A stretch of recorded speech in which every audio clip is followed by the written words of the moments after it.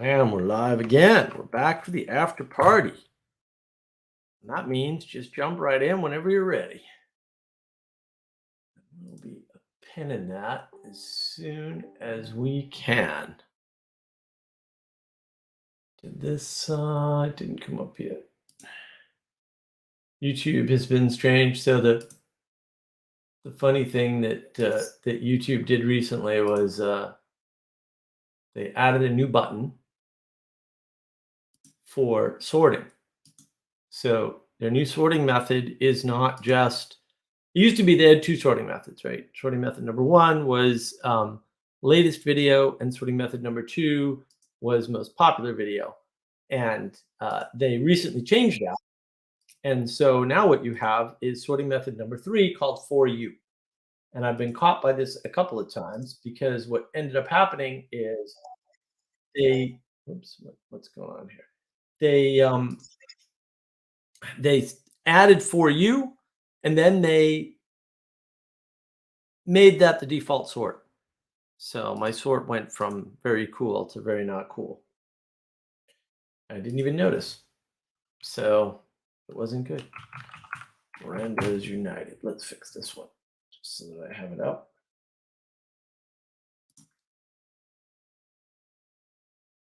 Bang. There we go. All right. Now I'm up on all the little thingies. Ooh, we've already got a like there. Excellent. So yeah, anybody who wants to jump in can jump in, and we can continue the conversation on Soothsayers or John Wick 4 or whatever else. Pop music, impressionist painting, this verbal impressionism. Oh, Jamie. Welcome, sir. I cannot hear a word you're saying.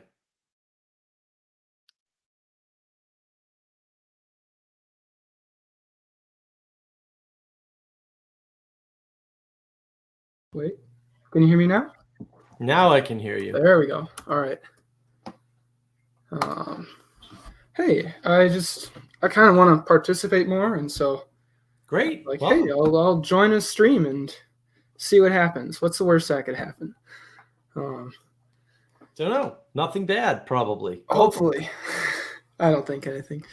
I kind of, yeah, I watched most of the stream, but like, and I was like, had ideas, like typing out comments, and then like, it's too slow to have a dialogue that way. So this is not going to work. There's no really good point to do this.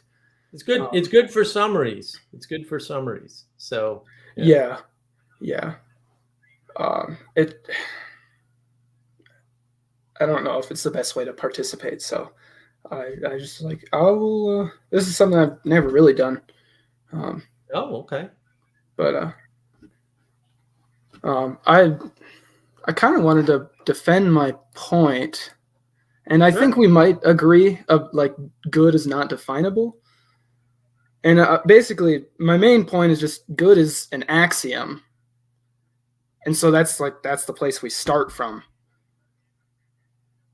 I would say the axiom is being is good, and you can't just say good is an axiom because it's just one word, and yeah, words have definitions whether you like it or not. So you run into a problem. So you need to define it relative to something. Like a proper axiom needs to, it can't be good. Like it can't be one word.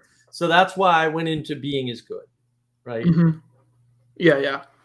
I mean, I guess, but because sometimes that can leave you in a place where it's like, okay, what if you like, I believe being is good, and I meet this out with somebody else and they come to the opposite conclusion.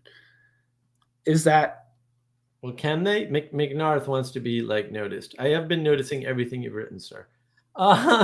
Yeah, look again, there's a performative contradiction. You know what that is? That occurs when you say being is good and you don't immediately commit suicide. Yeah. Right? Because either you're not good, right? Which is, that's a different problem. Or, you don't believe in your own goodness, which is also fine. But if you don't believe in your own goodness, again, solve the problem for both of us.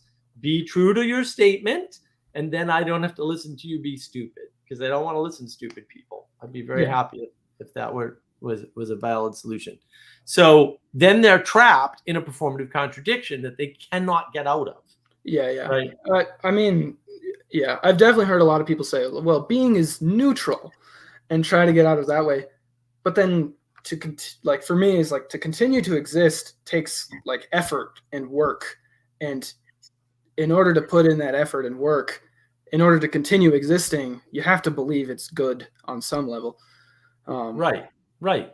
You got to have something to strive for. And the fact that they're confusing goodness and perfection at that point. And that's usually the problem when people say something is neutral. It's like, well, there is a neutral state, but that doesn't mean that's the state it's in. So neutrality is used by those people to get out of the binary problem, right? It just exists everywhere. And it's an invalid frame in some sense, because the real issue is not neutrality. The real issue is, well, what is it that what is it that the problem is, right? It can't be neutrality. It doesn't work. Goodness is, there has to be something to strive for, and therefore the reason why you are in a neutral state still has to be wrapped up in the goodness. And McNarth says neutrality is entropy. Well, I wouldn't say so. I would say that entropy exists independent of everything else, and it's a pattern that you have to deal with, that you have to have a way to deal with. Jesse's back. Welcome, Jesse. Hello. We met before, Jamie? I don't think so. I don't join many live streams. I've been a lurker on Paul Vanderklay's channel for a long time. And also I joined Chad's writing group thing, which is really fun. Cool. That's great. So yeah, somebody said you were part of a writing group. I was like, oh, I ain't about it. So that's great. Yeah, we're like telling the like a cyberpunk Peter Pan story. Oh, cool. Is I don't know if that's the best way to tell it, because at one point I was like, we could change all the names of the characters, and very few people would actually see the connection to Peter Pan. But I think you should. That's the thing. There's a great law of creativity where you only really need to change 5%. It just needs to be enough of an adaptation, and people will get it. You can see that with a lot of things. Like what's a good example? You're saying we should change the names? No, you shouldn't. You should keep as much of the original integrity of the idea. Oh, okay. The content and how you bring people to that idea is what is the interesting part. That's because that's what people are looking for. They're not. It's also how traditions adapt. It's this small incremental thing. So people have enough buy-in. They have enough of a sense of what's going on, and they can trust until the dam breaks.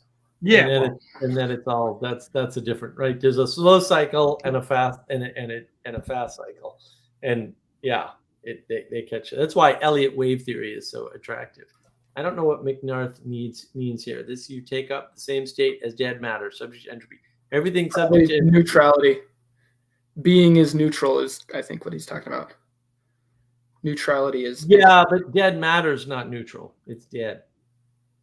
So that's my problem with that statement. That was one thing in our writing group with Chad. Chad just mentioned this, is like there's a robot. Tinkerbell is like an AI in our story, and he was like, Tinkerbell is the only one in the story who can actually be a nihilist, because she doesn't have emotions, and she doesn't have that internal experience that we as people have. And so she's the only one in the story who can actually believe that nothing matters, which is I think it goes back to the performative contradiction. Is you have an internal experience, is being good.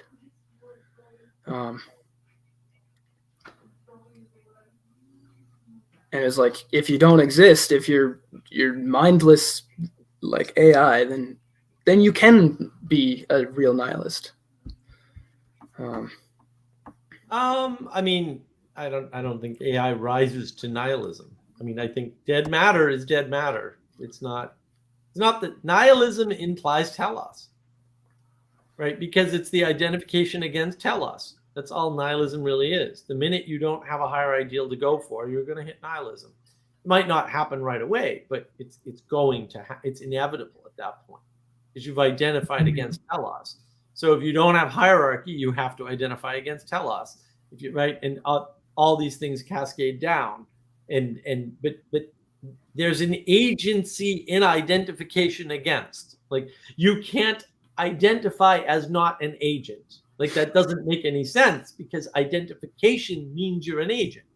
So at some point you have to kind of figure that one out because there's no easy resolution to that particular paradox. But what does a paradox mean? As I went over, like a paradox means your worldview is wrong and needs to be expanded. That's all it means.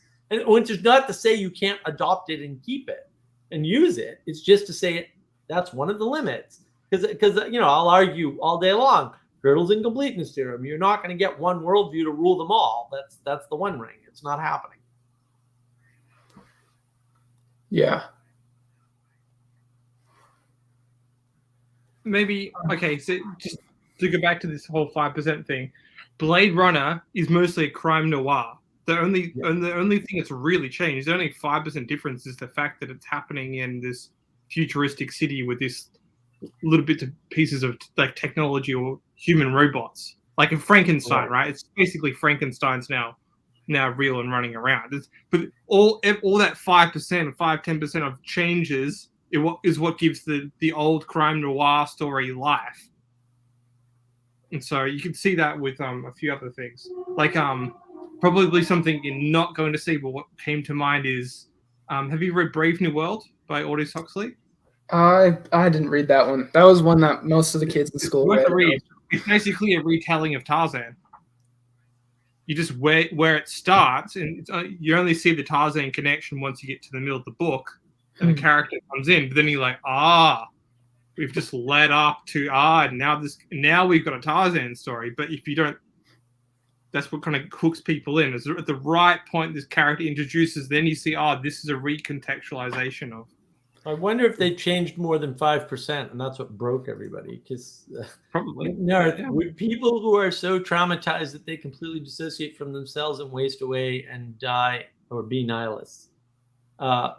Look, everyone's traumatized. Like trauma is not a useful way to talk about the world. It really isn't. Like everyone gets traumatized equally. Like if the worst thing that ever happens to me objectively is that I stub my toe, I still have a worse thing that ever happened to me.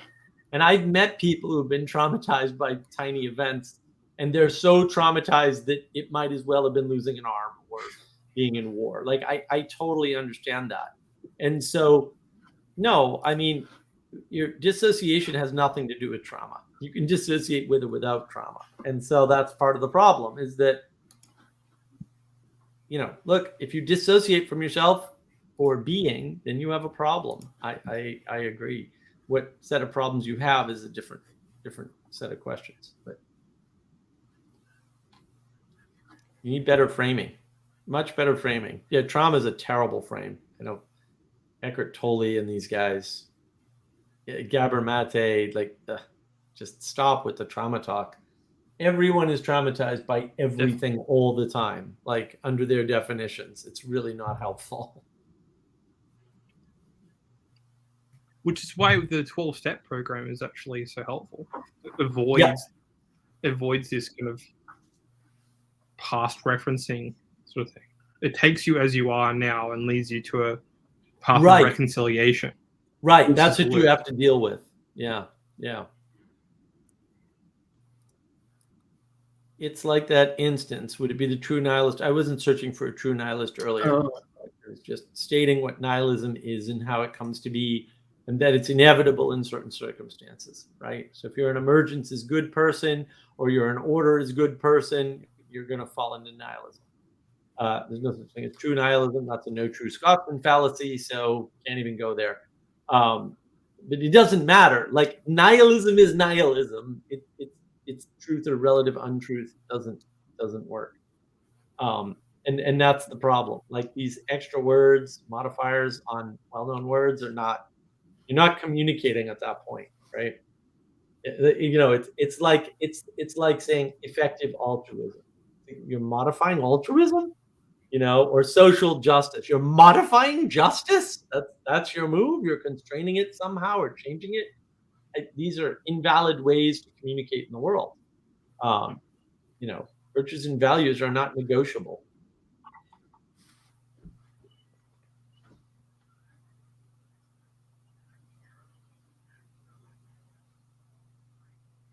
Jesse, I was thinking about this just now too with the novels. Like, if you're going with Werner Vinge, great stuff, or Snow Crash or something, you have these single technological heroes like Snow Crash. I love Snow Crash. I've read that twice. It's one of the 5 books I've read twice. Reread Snow Crash. It's been years. Snow Crash is so wonderful, but it's single hero.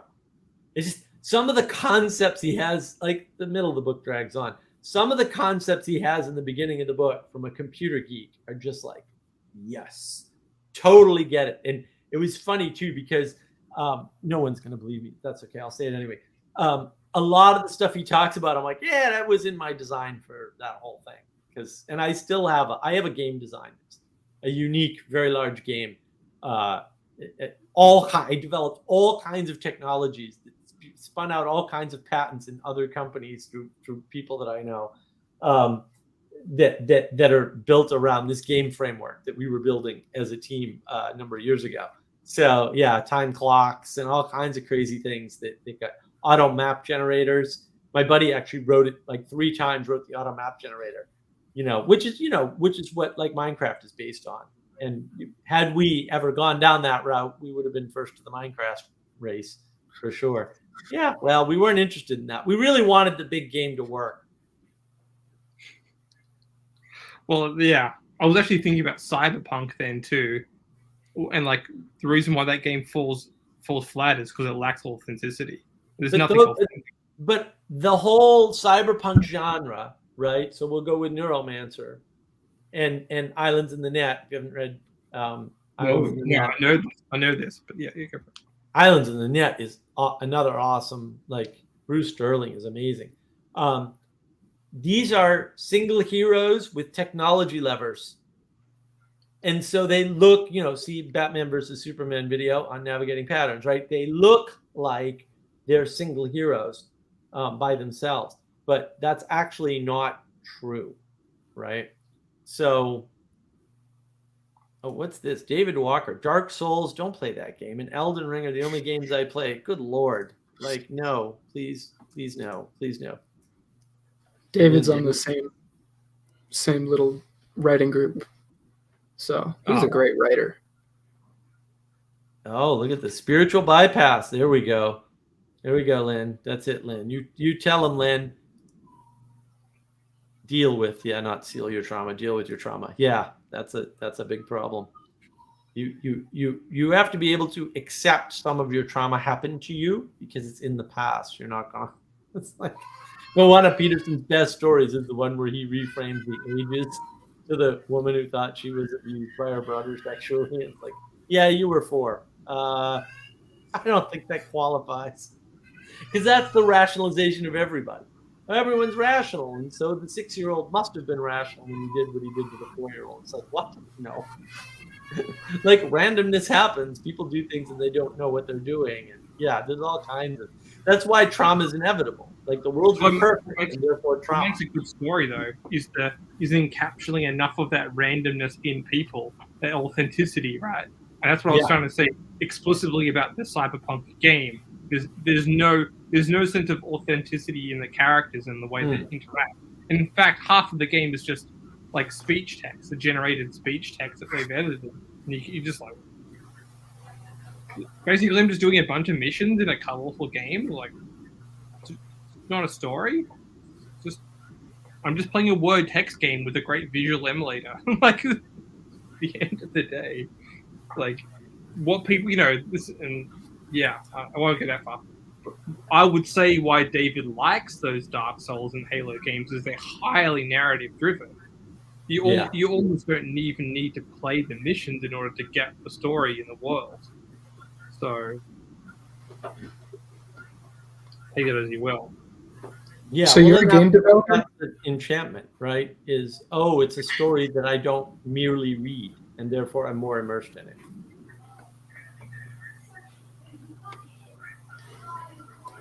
Oh, also another thing, right? This is the Knights of the Round Table. It's just the Knights of the Round Table done with a different color scheme. But is the change 5%, or is it like the structure is the same, like the skeleton underneath it is the same, and all the outside stuff, like all the ornamentation is different? A good craftsman knows how many new ideas to give you and how much you already know, and they can kind of play with that sense of context and contrast and put your perspective on things. He's the guy with the magical sword. And does that make good art, right? Like, because bad art is too much change. David likes the stories. And again, it's not just the stories; it's your level of participation with this. Like, I like stories too because I like books. But do I want to read the book, or do I want to play the book and be inside? And how inside? This is what I was talking about Soothsayers earlier, right? The Soothsayer will put you inside a story as a character you cannot embody. And that's very powerful, right? That's very, very powerful. Oh my goodness. Raveki, can AI ever be truly conscious? Johannes Niederhauser and Sean McFadden. Oh my goodness, John. I am going to have to do another video on his AI stuff. Like, it's so terrible, technically. Anyway, Soothsayer. It's the monster under your bed, guys. If the Frankenstein. Homework for you. It's Frankenstein. Exactly. We're living in Frankenstein with AI. It's necromancy combined with a funhouse mirror. And once Sally Joe understood, oh, it's Frankenstein. It's like, yes, it's the Frankenstein story. Yes, it is. Yeah. And that's the way they talk about it. And it's so funny to hear people refer to children as artificial intelligences. It's like, do you not understand the difference between, like, in order to have something artificial, you need a standard, and the standard would be children. And then the artificial part would be the thing that's not children. Like, it's weird to hear people talk like this. Like, they reverse everything. And it's like, what are you doing? Like, what do you not? There's a world, and it started a certain way. And this is all the creation denial stuff. You can spot it from a mile away once you get it. Oh, anything out of sequence is creation denial. I'm not swearing camera, Mark. I'm trying not to curse on camera. It's so weird that people, like, I tell people, no, it's creation denial. And they're like, no one denies creation. That's impossible. And I'm like, nah, listen closely. You'll hear it. It's right there. It's modernism to a T, actually. Uh-oh, David. I don't play much anymore. I find it repulsive. I play those very guiltily. I don't think it's, uh-oh. Oh, Sally's here. Bam! Bam! Frankenstein. Yes. Yes. Our child. We have to treat our child carefully because he might get enlightened.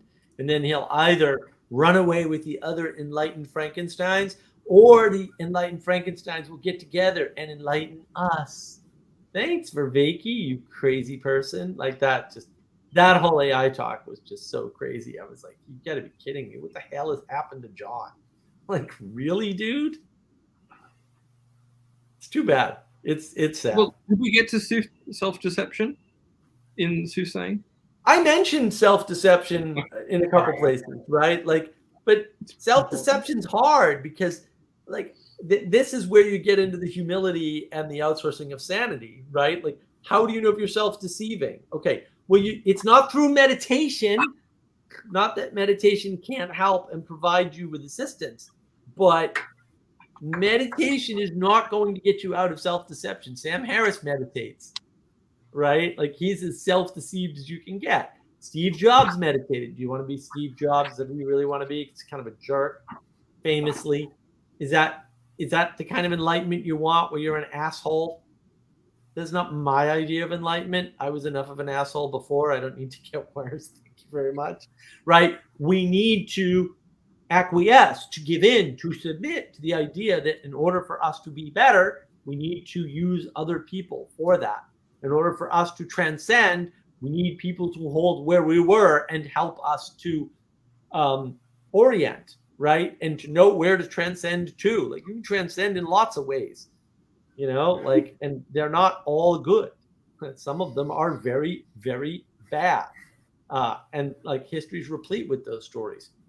And David, I was sad to find out Vervaeke does circling. Yeah, well, Guy Sengstock got him, and now he's been enchanted. Sally Joe, are dead aborted culture pieces sewn together in the hellscape of silicon circuit board. This is the body of AI. Oh, Sally's been on fire today. Sounds like the Terminator to me. Well, that's the thing too. Like once you start seeing the stories, you're like, really, guys? You didn't notice this in this, and it all came out in the art first. That's the other. Like Andromeda, the Anadromist does a really good job with that. Look, the art presages absolutely everything. Art as prophet, right? It's the collective unconscious prophet of the world is art. And oh, here we go. Sally Joe's get good advice. Read the classics, have kids, AI baby can be avoided. Yes. You don't have to birth that baby. That's well said. Sally has been on absolute fire lately. I don't know why. This morning, like that whole verbal impressionism. Holy crap. I mean, that just fell into place. I'm like, my Brene Brown video does not need to be made anymore. Now I, because it's all the Soothsayer stuff. It's all the same stuff. I finally figured it out. That's I think you should still make it. I think you should. No, I will. I'm gonna make a Soothsayer video that's compressed for the channel. But it's all the same thing, right? She's a soothsayer because she's selling you all these high-level concepts that don't mean anything. You insert your own meaning. That's the verbal impressionism. So yeah. Oh, Sally Joe. I've only watched this 2 minutes. I have to go now. I'll review later. Of course you will, Sally. David Walker, art today should be under the wing of the church. Yes, but the church refuses to participate. Yes, that's a recession of the church. Thank you very much. In high culture, and high culture refuses to participate. No, there's no high culture. It's gone, right? Jesse, isn't that going to be your argument? It's been destroyed or brought down or flattened or how compressed. It's been democratized. Well said. Democratization is a flattening of the world. And the thing is, we know this is the funny part, right? All these people with all these big degrees or well-read are like, "Oh, we need more democracy." It's like, did you learn nothing from the ancient Greeks in Athens? Really, nothing at all. You didn't learn anything at all. They explained why that doesn't work and how that doesn't work. We know not only that it doesn't work, but we know exactly why it cannot ever work. Like this is as established a fact as the sun rises in the east, guys, or gravity, or any other. It is definitely a law of the universe. What is wrong with you lunatics? Well, how they explain why the queen's death? What do you call that? The ceremonial, the queen's death. It's not the coronation. It's the other big fancy word. Anyway, the queen's funeral is now the most watched thing ever in human history. Explaining that. Yeah. Is this magical, not even, it's beyond fantasy. It's this like larger than life spectacle. It's an art show, really. You've got everyone into investments, everyone's handing down sacred objects. It's it's high culture, and it breaks everyone's frames because where have we seen this before? Benjamin Franklin. Still don't think that's his real name. I wonder how immigration fits in. Immigration fits into what, dude? I've noticed that only people who are still attached to their former cultural breed. No, that's not true. Meanwhile, assimilation requires a bit of a loss of identity and culture. I would say no, it's not a loss. It's a modification. Wrong channel for this, dude. Wrong channel. Maybe America is a culture of lost cultures. No, America is its own unique culture that blends cultures rather explicitly. Read American Nations by Colin Woodard, and then you'll learn so much about the U.S. You'll be like, oh, there's a lot more going on here than I realized. It's a great book.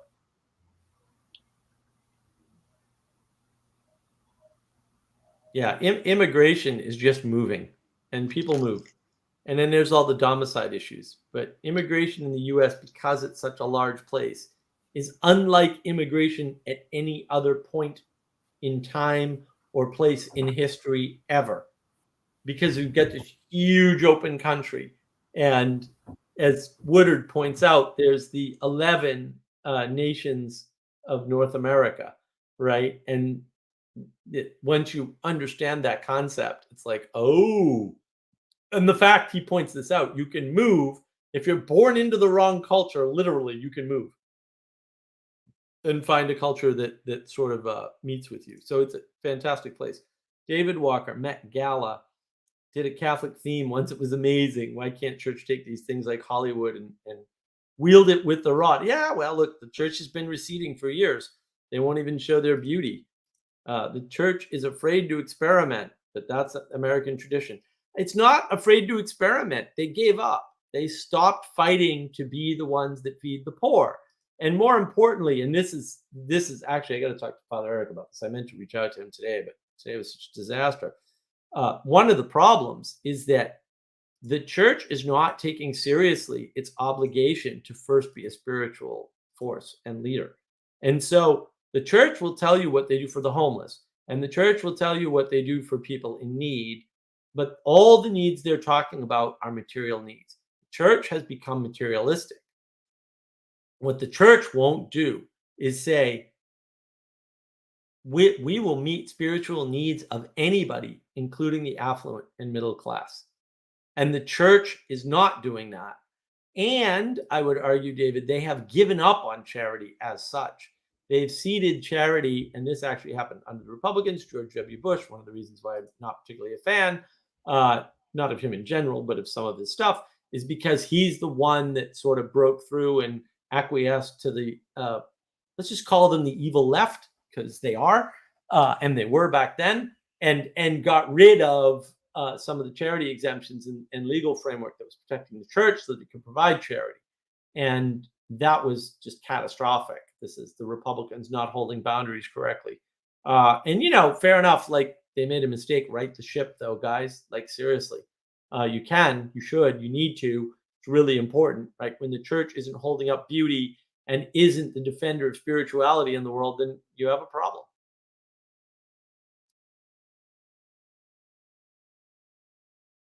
Jesse, why are you muted? Can you hear me now? I can hear you beautifully. You sound gorgeous, sir. Yes. I got your files, by the way. So I will Oh, be when I have some time, I'll be helping you out. Probably in batches of 10. I'm gonna try to make sure we don't give you dupes, but I have to do that manually. It's okay. Benjamin Franklin. Oh, that's interesting. You take a non-essentialist view of culture. Okay. I don't know what essentialism is, but it's not a thing. Get rid of these crappy frames. Like, what is wrong with everybody? My models are so simple and they don't require any big words, honestly. A person who identifies with Japanese culture, there are no such people. Could or should move to Japan. No, there are no such people. You do not identify as Japanese culture. You don't even know what it is if you were born in the West. You cannot do that. It is not an option available to you. You can be attracted to the fashions that you see from Japan in the United States, like anime. Okay? Except until you find out in Japan, Sailor Moon is a family show. Why? Because it offers something to the child, the mother, and the father. And the things it offers are vastly different. You know what we don't do in the United States? We don't do that. Not exclusively. There are exceptions, but that is not the rule. You do not understand that as a Westerner, and you never will, because you were not born into that culture. You do not identify that way. You do not identify. That is not a thing that you do. Identity is a negotiation, period. Full stop. This individualistic, I do this and I do that bullshit is bullshit. You've been bamboozled. You've been entranced. You've been enchanted into a non-existent frame that cannot exist. You're trying to hold something that you cannot hold. David Walker. Yeah, middle-class churches act as foot soldiers for their imperial NGOs. What? Have a lot of people that are in that system. I think I know what you're saying. I don't like bringing the church down, though. Escape the isms and ists. Yes, also. But this is another. The map is not the territory, Benjamin Franklin. Right. Like, you think you can study from abroad all the things about that society, and I quite like a lot of the cultural products from Japan. At least they have a backbone at to some degree, right? Hockey. You can say what you will about anime. Anime is good and bad. You know, good and bad. It works. Pick a country, you can find good and bad things to appreciate about any country, right? But what you know about it versus what you see and embody and experience when you go to said place, completely different. And I'm sure the Japan of the 1990s is vastly different to what I saw in 2019. Oh yeah. So yeah, the change rate figure that in out. Japan is very high. You don't know any what country, pick any country, right? America in the early 2000s is going to be very different to the America that I would see. Japan went through a complete destruction and recreation, and so their pace of change much higher than ever in history, no doubt. Well, they resisted change for like 250 years. Right. They basically let the Dutch come in to sell a little couple goods that they thought was vital, but they're like, no. No. But then they used technology to the max, and they crashed their economy in the 90s, right? And you know, they went through all this stuff, and we went through this fetishization, right? That sticks, Mr. Roboto. Don't worry, got to Mr. Excellent album. Right. And so that's the problem. The real problem is you think you know something about Japan, but you really can't. And Japan doesn't know anything about Japan. I know, what's his name? Ewan, I think, was talking on with Paul Vanderklay a couple of times. And one time he said, you know, if you ask people in Japan, if you poll them, they're all like, now we're 90% not religious. But if you talk to them, you find out that about 110% of them are religious. You know, and I like the way he framed it much better than I can. I'm just trying to paraphrase what he said. But basically, when you talk to them about their practices, they're all going to a temple, right? And some of them are going to temples of two different types of what we would call religion, say post 1530. By the way, that's a relatively new way of thinking about the word. That's important, right? And so it's a real deception that they're playing on themselves about how religious they are. And then we're trying to follow them. Like I said, we, you know, all these, you know, and Adam and I have this great talk on navigating patterns about how Europe is following an image of America and America is following an image of Europe. And the two are just chasing fantasies at some point. And it's really unhealthy. Benjamin Franklin, I'm really interested to hear your POV about American culture. Okay, there's 11 nations in North America. That's hint number one. Supposedly, it's a culture that emerged over time. All cultures emerge over time. So that's not a supposedly. That is an axiomatic statement of the way the world must be. Or it was tailored. No, it was not. By certain shapers of American culture over time. All cultures are tailored. They are not tailored by individuals. They are tailored by zeitgeist, roughly speaking. To the extent that zeitgeist exists, we could have long arguments about that. I'm ambivalent, I'm agnostic on zeitgeist. Look, things happened. Yeah, that's true. Who cares? Like, you can say, you know, this art came from this particular guy, right? But the problem is the art was going to come anyway. And the guy is irrelevant because the movement was already in play. Yes. And it's not, well, who embodies it doesn't matter. It's a modifier. Yes, everything is a modifier. Now what? We're back to universals that don't allow you to define things. Go ahead, Jesse. I'm sorry. But yeah, it's fine. If you get enough people in a group, though, like enough people laughing together, it's a comedy show, and there's going to be a spirit to that. You get enough people, Jamie, in your writers group. That writers group is going to have a tone, a spirit, and emphasis that they lean on. So, of course, like this is just so. I don't. How could you not? Maybe zeitgeist is the wrong word. People don't like German words. You prefer a different word. Like, fine, pick your word. But the phenomena is going to happen. You're going to see the spirit's happening one way or the other. And that's really the issue. Like, we're trying to get around that. Say, no, there's no spirit. It's a material cause. It was a single person that did it. Right. And I was critiquing Ayn Rand recently because I actually have critiques of Ayn Rand. I'm like all of her critics. who never read her or too stupid to understand simple things, or too smart to understand simple things, which is worse. And I was saying, yeah, one of the problems is she does have single heroes, and it's very much a flat world in Fountainhead and Atlas Shrugged with single heroes. And then the single heroes are actually in a hierarchy to some extent, but she doesn't make that as explicit as, say, I would like. And she doesn't talk about the fact that the single heroes aren't alone, because sometimes they are. And in some ways, it's a much better and much more nuanced message. And in other ways, it's a really dangerous message, because this is why everybody critiques Ayn Rand. They're like, objectivism is just selfishness. And it's like, you totally didn't understand. You're probably just a low IQ person reading a hard book. Fair enough. I get it. But you're a low IQ person reading a hard book, dude. You missed it. You just missed what she was saying.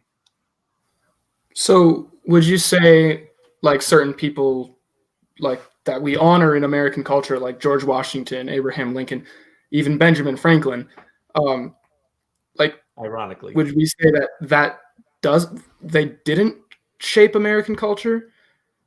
Or like another George Washington? Are we worshiping those people, Jamie? Are we? No. Are we? Is that what we're doing? I mean, you have a giant statue of Abraham Lincoln.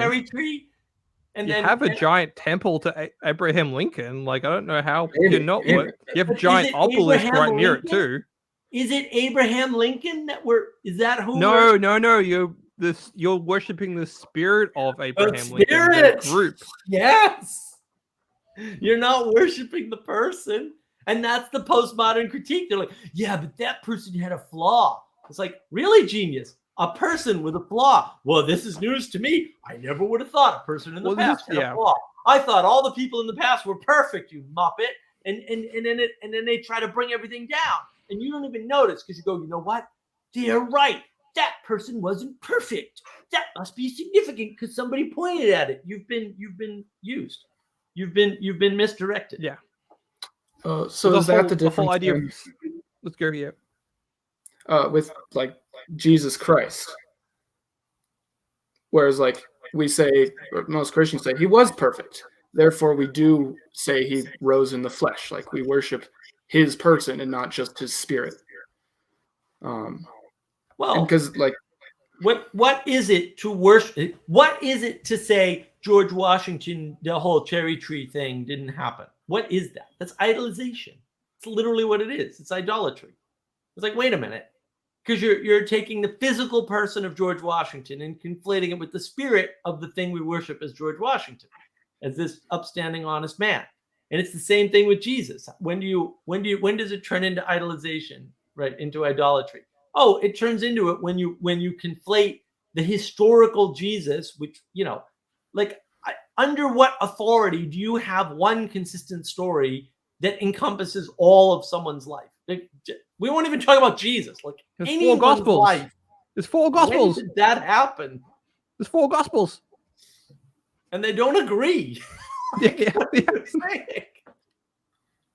Does that mean, and look, you can have 4 perspectives with no overlap, and they can all be correct, even though they seem to conflict. This is a very confusing thing for people. They're like, wait a minute, that's not possible. No, it happens all the time.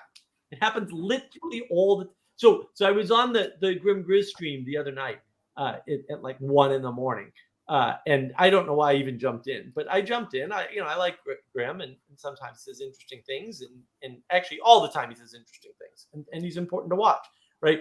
But he asked he read an AI story, and I went, wow, that's definitely not a real story written by a real human.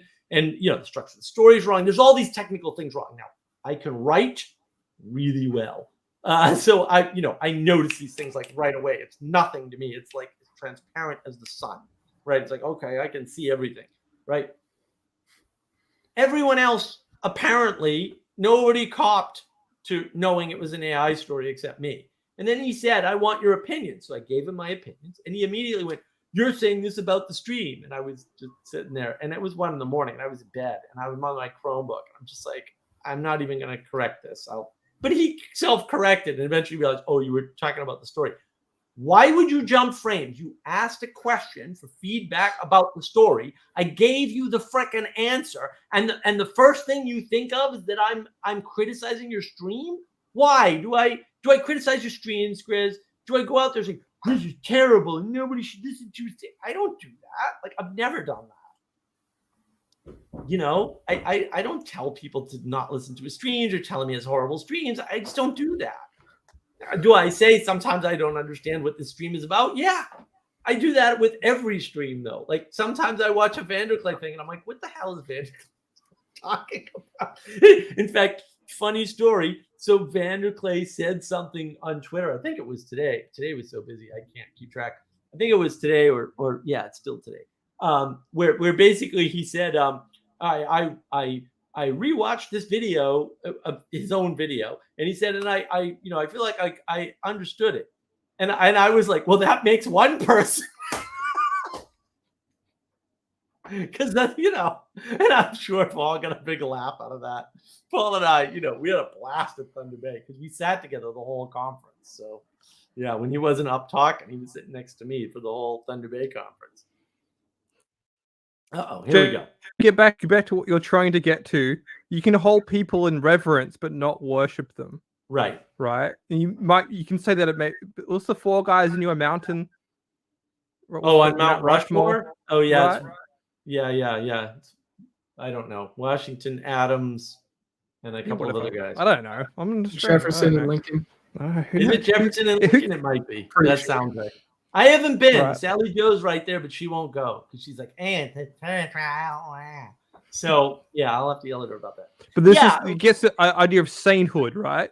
Saints have flaws, and that's what makes them saints, right? But you can't have a secular saint, right? Maybe you can in your story. That'd be an interesting thing to follow up in your cyberpunk world, right? But right. In base reality over here, they're not in fantasy land. All saints have flaws. Well, that's the problem. We've lost that nuance. We've lost that level of detail because we're too busy paying attention to stupid technical things that are imaginary. And then we've used all our cognitive capacity in the imaginary realm, and now we can't attach to reality anymore. Yeah, fair enough. Benjamin Franklin. A lot of people nowadays are concerned about over-immigration.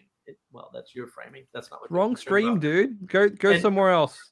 And probably also immigration by people who are unaligned or uninterested in assimilation. Well, no, it's just an inevitability. Like, they don't know the difference. For example, the cliche is that people move for economic opportunity rather than they are attracted to a particular culture and want to assimilate into the culture. I wouldn't call it a cliche. The lie told by evil people, let's just be extremely clear, is that people do this for this rational reason or rational reason. It's their rationale. Okay. You don't know what another person's rationale is ever. Sorry, you just don't. Now, it's not to say you can't infer their rationale long after the fact. But what they're doing is they're saying, I know why people want to come here. No, you don't. Why? Because it's going to change over time. So in the early days, people, this is still true. I worked for a Finnish company, for Nokia for a little while, just consulting for Nokia. They told me flat out, everybody wants to come to the US in this company. Their goal is to get assigned to the US, work in a US office so that they can get US citizenship through the company. That's their goal. Not everybody in the company, but there's a pipeline of people who are trying to get the hell out of Finland. And everybody in the US wouldn't believe me because Finland's awesome because it's part of Europe and it's one of the Scandinavian countries, best place ever, and they've got all this. And the Finns are like, nah, let me the hell out of here. And not all of them, but the industrious ones. Yes. Are they immigrating for the same reason as the Mexicans? Mexicans 20 years ago aren't the same ones that are coming now. So you can't presume that those sets are the same. And they often do the bad historical appeal because they're soothsayers. And they say, all these people came to the country for this reason. And we want more of these people. And therefore, we need to let in more immigrants. It's like, that's fallacious logic. That's irrational and unreasonable and illogical and untrue and observably and obviously so. Like, I get that you were fooled by it, and I'm sorry to hear that, but also you were fooled. Like, no, it's a ridiculous way to think about the world. And that's the problem, is that some people move for economic reasons. Some people move to get away from bad regimes because they're motivated. But see, unmotivated people don't move ever. Right? Now you can encourage unmotivated people to move. And now you have fake immigration, right? Which is these people aren't doing it of their own will. So you might look at some of the caravans that were in the news in the past, what was that, 5, 6, 7 years, whatever it was. They were obviously not motivated workers who wanted to come here to embody an ideal that exists only in the US. So, for example, I can give you examples of this. If you go to Germany, my father was telling me about this. He did some training in Germany a few years ago, and he'd done it. He'd done it before. If you go to Germany, they close the buildings at 5 o'clock and kick you out. You cannot work past work hours, and they don't do 40-hour weeks either, right? And so the people he was working with, because he was training them, most of them were interested in learning. He couldn't teach them everything because there wasn't enough time, because they kept kicking him out of the building at 5 o'clock or 4 o'clock or whatever the hell time it was. Some of those people, in fact, I would say most of the Germans, would have preferred to work more than 36 hours or 34-hour weeks or whatever the hell nonsense those Europeans, lazy Europeans have, right? And you'll notice too, if you look at the numbers, if you work more than 40 hours a week, for every hour you work, you get much more money, much more. That seems to be true everywhere, by the way. It seems to be universally constant and does not vary by country at all. It's not, in other words, if you're working 32 and you go to 40, it's a linear change. When you go past 40, it's a non-linear change. Why would that be? How weird. It's almost like it's a perennial pattern in the universe or something. Almost. So people who want to work hard, who want to go somewhere where working hard is rewarded, are going to come to the US. Now, if you go there and say, no, we have a free healthcare system now, and we'll give you money, and then we'll give you transportation to get there, which is what's happened recently. Yeah, we don't want those people here because they're not here for the right telos. They're not here for the right reason. They're not here embodying the right spirit. Yeah, of course not. Should people be concerned about that? Of course they should be concerned about that. They have to support these lazy people who never intended to work and think they're going to get great health care in a country that destroyed its healthcare system to the degree that it did. And it's now awful almost everywhere except Kaiser. Kaiser is still the best medical care anywhere in the world. It's better and cheaper than any other system.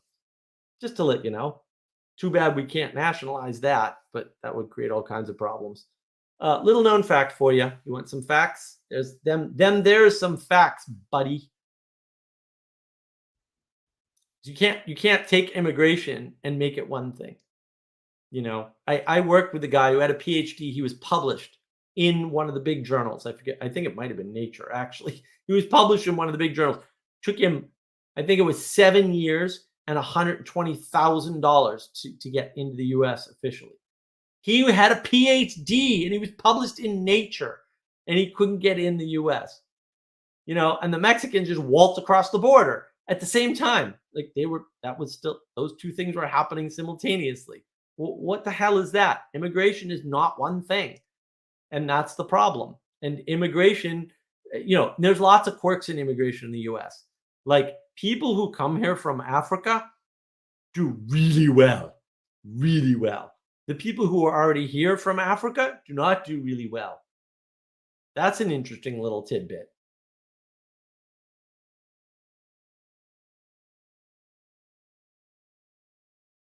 Uh-oh. Benjamin Franklin, there are overtime regulations here in the US. Yeah, they all get bypassed by what's called salaried employment. I don't like that because employers are disincentivized from employing a few people with more hours. Now they're not. Big companies hate paying overtime. Nah, in generally they don't give a shit. That's just not true. My uncle did manufacturing for years, and I did a contract once at a company, And they were like, you can take overtime anytime you want. You don't have to ask the boss. And I was like, really? Okay. Why? Because I was super efficient. I was really good at my job. I also, when I was working at UPS, which was my first job, which I was like 15, they let me work 2 shifts. And at UPS at the time, I was a part-time employee, which meant every hour over 4 hours was time and a half. They let me work full. They let me work 2 shifts. They didn't give a shit. Why? Because they absolutely loved my work output. And that's the thing. Like, it's not, if you're efficient, them paying overtime is cheaper. And people don't understand that. Workers are not Karl Marx. Karl Marx is wrong about everything. Literally everything. Like, everything he talked about was an oversimplification of something, and therefore completely untrue, to the point where thinking about the world that way is a mistake. And big companies do not hate paying overtime at all. They're happy to pay it if you're not lazy and you work harder than the average person. Now, most people, by definition, can't work so much harder than the average person that they're worth the overtime. Granted, that's a you problem. That's not a problem with corporations. That's yeah, you're probably an average guy, dude. Sorry. I was not an average loader and unloader and sorter at UPS. I was not average. The union people were bullshit. They were like, you got to slow down. And I was like, excuse me? My last name's Lefevre. We don't slow down. We don't.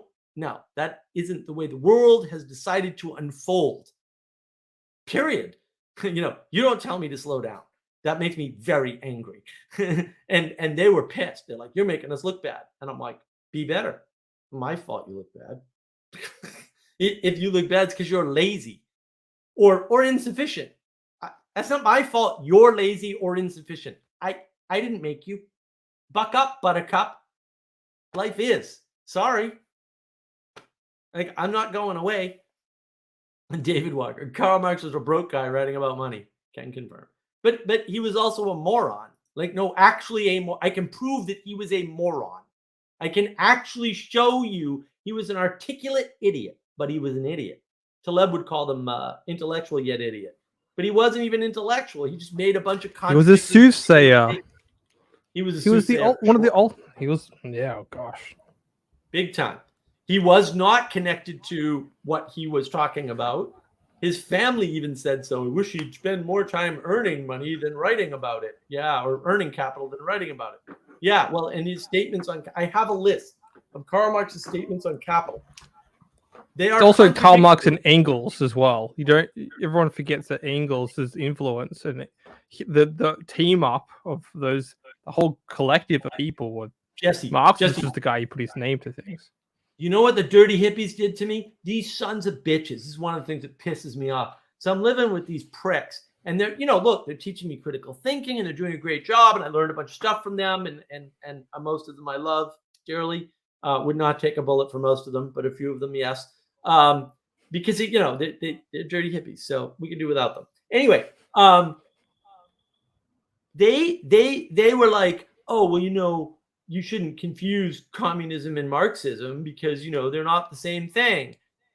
And they didn't tell me Karl Marx co-wrote the Communist Manifesto. And I was kind of like, well, if he co-wrote the Communist Manifesto, how far from his thought was communism? Just explain to me how that works. And of course you can't, because it doesn't make any sense, because it's not right. Obviously, there's a big link there and a huge amount of overlap. Like, I was bullshit when I found that out. I'm like, you sons of bitches. That's just deception. Like, well, there's never been communism. There's always been socialism. Communism never actually made it to. If you want to look on a technical aspect, it does matter because people are using words that have no effect. They've had no effect, but they have an effect on you because they're getting you to believe in this utopian idea. It's going to emerge any day now, Jesse. We just need the right set of initial starting conditions. If we can just kind of like manufacture the right environment, the right artificial baby. Imagine this, right? Like, I don't need to read Das Kapital. I can summarize the whole thing. Emergence is good. We just need the right initial starting conditions, and utopia appears. Bingo! You don't need to read a page. That's the whole freaking thing, because it's a perennial pattern, right? Look, I hate this. Benjamin Franklin. We're getting Communist bogged in Manifesto is politics explicitly a too. propaganda piece. What does that mean? We're getting bogged in politics too, which is true not so much for communism has these. never been tried. That is true. You know what else hasn't been tried? This is the greatest turn ever. True capitalism has also never been tried. Bang, their heads explode. It's hysterical to watch because they have no counter for the argument. They made an argument that has no counter. You use that argument against them, and then they can't deal with it because they've just been outplayed and their brains explode. It's like scanners. It's fantastic. I love doing that to that little pricks. They can all suffer for it. I have no problem. I have no problem using their tools against them. It's fantastic. It's fun to watch. Well, there's a whole debate about that, whether you should use to turn the words of the enemy back on itself. And I think there's a time and place for any tool. You don't, you have a tool set and you apply the tool when it's necessary.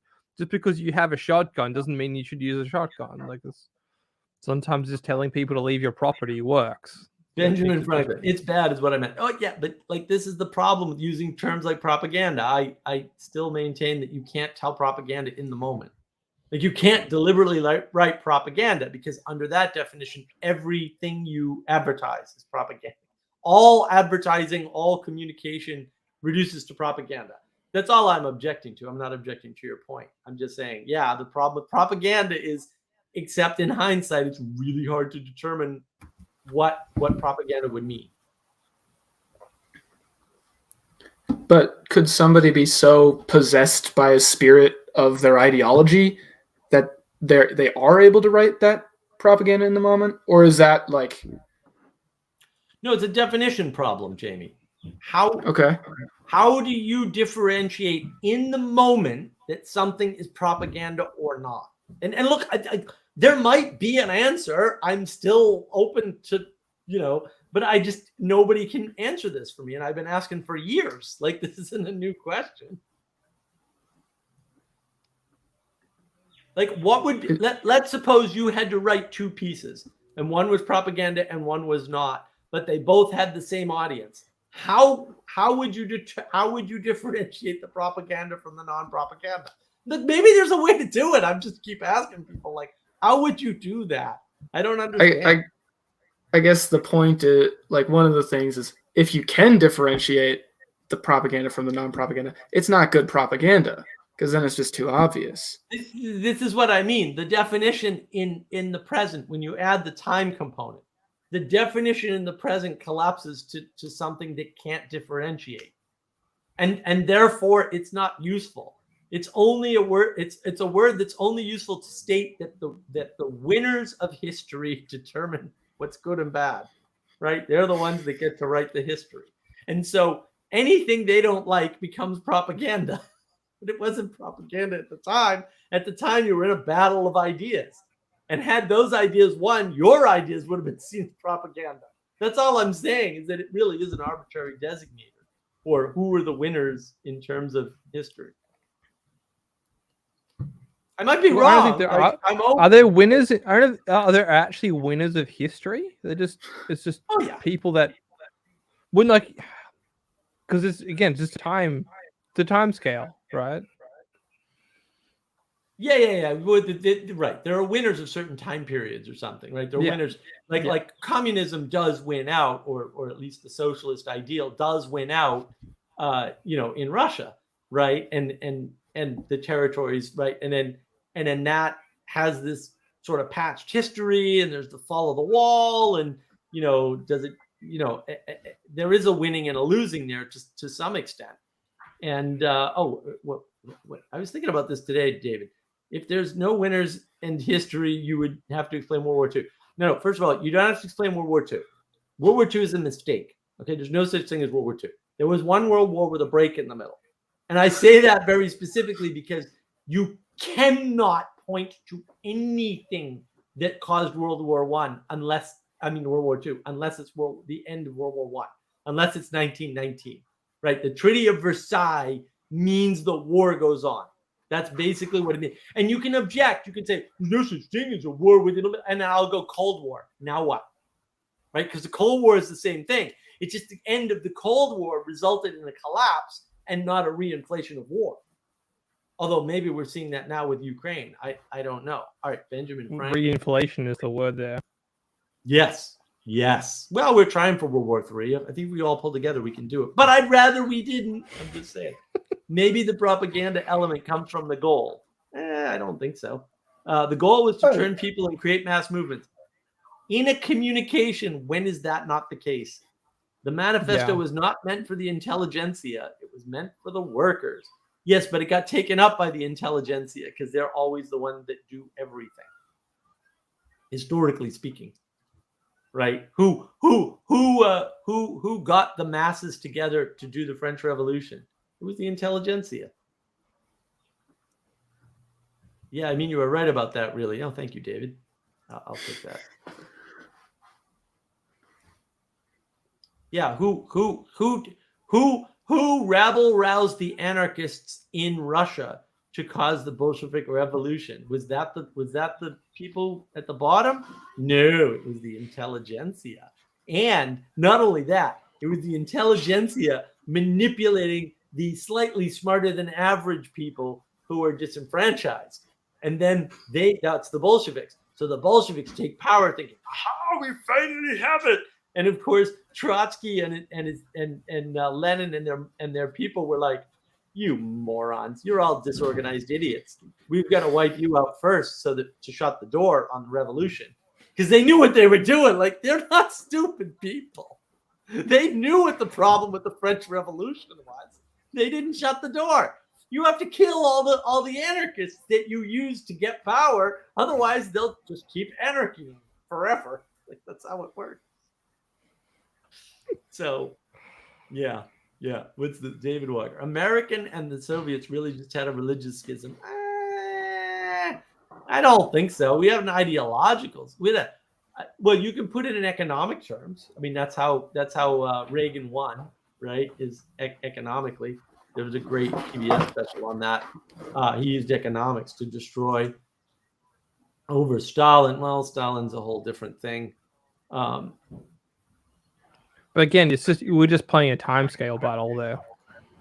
Yeah. Also true. Yeah. Oh, the communist manufacturers actually just a rabble-rousing propaganda piece. Yeah, but it wasn't the only one at the time though. Again, timescale. Well, yeah, that's the thing. Like, the number of manifestos competing for the same audience is huge at any given time. We just don't look at it in real time because you're only going to be exposed to so many. Right now, in for whatever reason, I guess it's the call of Heidegger all over again. Right? Everyone's stuck on the Unabomber manifesto. Like, yeah, man, he said some really profound things. Soothsayer. Soothsayer. Yeah, go back to the Luddites. Right. It's not. Yeah. It's not about right and wrong. Like, any idiot 3-year-old can say something correct. That's not interesting to me. I get that you can say correct things in the world. Totally. Can you attach them to a larger point? Is that something I can participate with?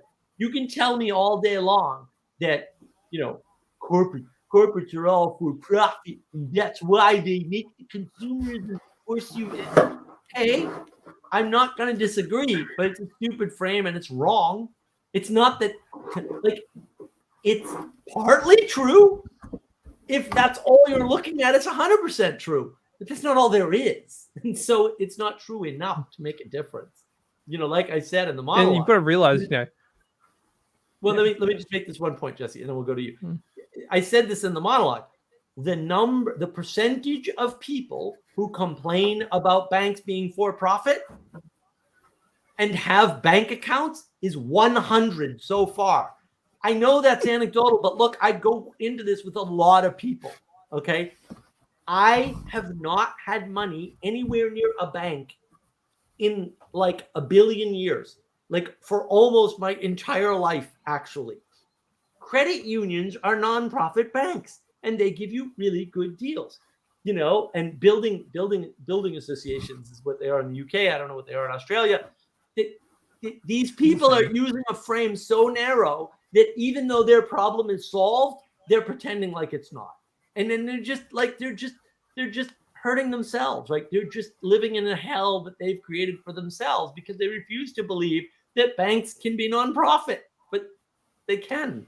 Sorry, go ahead, Jesse. It's your turn. I was just gonna kind of ad lib or add on to what you're saying, which is, people don't realize that corporate America made Fight Club, a movie about and against corporate America, about bringing down a corporate America. To work that out, what do they really want here? What's the subtext, the soothsaying thing that they're doing to you? There's a famous meme about that. One part they're like, hating everything to do with capitalism and the Bathman of history, and then the next shot is Mark Wahlberg on a Calvin Klein ad. Like it's what are you being told? Who's telling you it? And what are they trying to get? What are they invoking in you? Right? And is it the context that is proper? Is maybe a good thing. Is it aligned to something that you find true? That's all you have. Just like late Rome, it's suicide. No, I don't think so. I don't think late Rome. That's civilizations come and go. It's cyclical, right? We're seeing these perennial patterns, and they don't always play out the way you expect. They can't. They can't because it's not late Rome. Look, the problem with Rome is that it depends on how you count it. So I have this argument. My argument might be wrong, but I have this argument that right now, the United States is the longest lasting form of government in history. And then people go, ancient Rome. And I go, do you know how many governmental changes, structural government changes Rome went through in the empire? Because it's a lot, right? And Adam can speak to some of this stuff better. In fact, we did talk about it in one of our history talks. I forget which one off the top of my brain because it's late. But that's the problem, is that, in fact, if you look at Rome, for a while it had an emperor, and before that it had a senate, and it had a different type of government structure before the senate, and before that it had a different structure, right? Because they actually had kings. So there's all these changes that go on, but the most stable, longest lasting form of government, I believe, in history is still the Democratic Republic of the United States, right? But we are a republic and not a democracy, right? And I want to take some. Benjamin Franklin. My POV is that employers should pay workers whatever they want and employ them however many hours a worker wants to work. We do that now, dude. That already happens. The required overtime 1.5 hamstrings this to an extent. I half agree with you. So I am strictly anti-union. I was part of a union. It was horrible, except mining. Mining should have unions. For real. Like that, even though I'm like all unions should die except that one. For large companies and especially for unskilled labor, maybe the 1.5 is not worth it except for very uncommon cases. It is worth it because the companies are willing to put up with it. If it wasn't viable in the US, the law would change. No, really. This happens all the time. Like labor laws go back and forth. And look, the history of unions in the United States is not well understood. And that's a big problem. The original unions were what were called shop unions, and shop unions were unpaid unions. If you went on strike, you weren't getting paid. The union wasn't paying you to strike. The company wasn't paying into the union, and they do now, by the way. In modern unions, totally different animal. And it was all volunteer, right? It was all people. It's also there's mutual funds too. There was no profession of union shop keeper or any of that stuff. He was doing his regular 40-hour work or whatever it was, plus whatever. And I actually know that 40 is not fair. He was doing his 50 to 60-hour week plus his other union duties on a volunteer basis. That is the history of unions in the United States. Almost all of the laws that we attribute to modern unions were actually changed long before modern unions came to be. That's not to say that modern unions didn't modify some of those laws. They did, but by and large, the modern unions, which I believe are 1930s or something, have done no good for this country whatsoever. Well, it depends where you go. Depends on where you go and call. Well, there are industries. Again, they're like mining. I'm still like a hard miners need unions. Absolutely. I'm not hard railroad workers need unions, and not all hard linesmen need unions. The guys who climb poles. Maybe the electrical workers need unions. I'd have to think about it. But like UPS having a union, that's absurd. Is Yeah. Is that exception just because of the danger involved with mining and that kind of stuff? Yeah, I think that the exception is, on my part, is basically mining is a special case because not only the danger, but the ability for the people running mines to ruin the environment, quite frankly, and things like that. Like the fact that there's unions involved. See, there's a momentum to the union, and that momentum plays in favor of closing down the mine in such a way that it is not an environmental catastrophe at the end. And they use things like bonds in the US to make sure that miners put away enough money, or mine owners put away enough money so that if they go bankrupt, that bond assures that we can close the mine down in a way that it doesn't destroy the planet. I'm all for this act. Like, I got no problem with any of that, right? But the having a union helps because the union needs to continue those workers after the mine closes. So if they close due to bankruptcy or whatever, which is a risk they're willing to take, right? But it sounds like you're talking about a guild. You're not really talking about a union. I would rather have guilds than unions any day. Guilds are a better idea. Yeah. I gotta go. So, all right, Jamie. Well, thank you for I gotta go too, but soon. Yeah. Yeah. Thank you. Benjamin Franklin, isn't it the case that overtime laws exist because employers and employees want it? No, but instead because Marxist types want it. Mark, I don't know about this guy. It's look. This guy's a bit of a. It's a negotiation for sure. Well, he's got lots of bad framing, but he's very good at having bad framing. So credit where credit's due. Consistency, 100%. Look, a lot more goes into this. It's not that employees don't want it. I did gather your negative that you left out of there. Where's Elizabeth? Elizabeth was around. I know. I wish you were back. Yeah. It's not that they don't want it. They're perfectly like everything's a negotiation. Everything. Employers are perfectly happy to employ you on your terms. You can look around at the employment landscape nowadays, which I would argue has too high a variance. See my personal channel, which is just my name, for more information on variance, because I did a variance video that almost nobody watched. Shame on all of you, all my 49 subscribers on my other channel. I'll probably do a variance video on navigating patterns at some point, but that's off in the distance. When you look at what employers are willing to do for their employees, it is insane and ridiculous. And there's so much variety out there that people that whine about, I can't find a job that suits me. I'm like, yeah, you're definitely not looking hard enough, because these employers are bending over backwards to get people, and they'll do crazy ass things to get employees. And it really is a negotiation. And the fact that somebody gave a frame that was a very tough frame, like 40 hours a week is definitely the right number. And of course, in Europe, they're arguing over 32 or something garbage.